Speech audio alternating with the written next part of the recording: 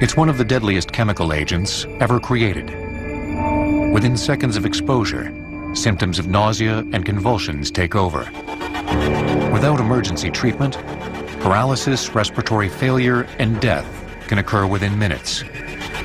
This deadly killer is the nerve agent VX. Weapon VX. Classification organophosphate. Lethal dose 30 micrograms.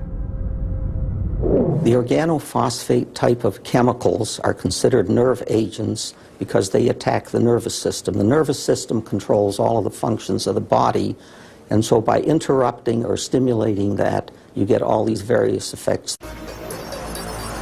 VX in its normal state is a tasteless, odorless liquid that can be absorbed through the skin in seconds. When heated, it turns into a lingering vapor that, if inhaled, is even more deadly. VX is a persistent agent, which means it's less volatile than the other nerve agents. This means that when it's exposed to the air, the material doesn't go up into the air, and it lasts much longer. To give you an idea of how toxic the chemical is, if you pulled a penny out of your pocket, and if you looked at the penny and you looked at Lincoln's eye, it only takes a drop the size of Lincoln's eye to cause lethality. There are no confirmed cases of VX being used on people, but it's widely believed that during Saddam Hussein's chemical attack against the Kurds in 1988, VX was dispersed with deadly results. The attack on the Kurds killed over 5,000. VX is the most potent nerve agent today, but the path to its discovery dates back to before World War I. Chemists knew that many of the chemicals used in the dye industry and other industries could be very deadly. During World War I, the Germans began to weaponize chemicals by putting in artillery shells and portable chemical cylinders and releasing them on the battlefield. And they used them very effectively. Although chemical agents were effective in causing casualties, they were not always lethal. But that would change in the 1930s, when German scientists created the first nerve agent named Tauben. Between 1942 and 1945, they produced 12,000 tons of Tauben, as well as several thousand variations, including sarin. The nerve agents were definitely unique compared to the earlier World War I chemical warfare agents. They had very little smell to them. They began affecting the person very quickly and were much more lethal. When Germany fell to the Allies in 1945, its chemical stockpile was seized, and the United States began producing its own variation of the German nerve agents, which became classified as G agents. The most widely produced was a far more lethal version of sarin nerve gas. But by the early 1950s, an even deadlier nerve agent was discovered. A British company was investigating some insecticides and came across a particularly potent one. They looked at it and then referred it to the United States in about 1953-54 time frame. And the United States looked at it and realized that it was a whole new series of very potent nerve agents that had been discovered.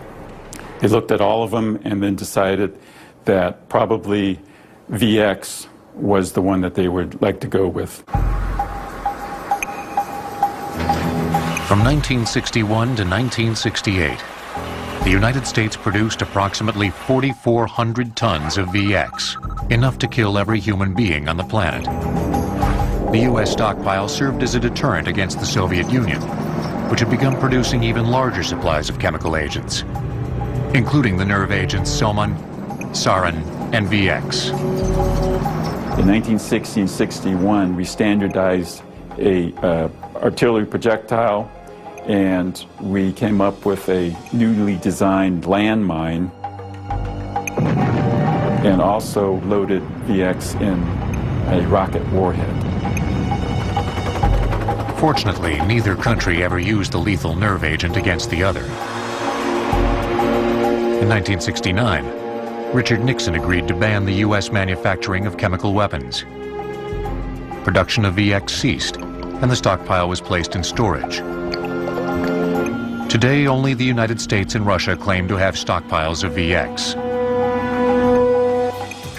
Yet some suspect that Iraq may have produced large quantities of the deadly nerve agent.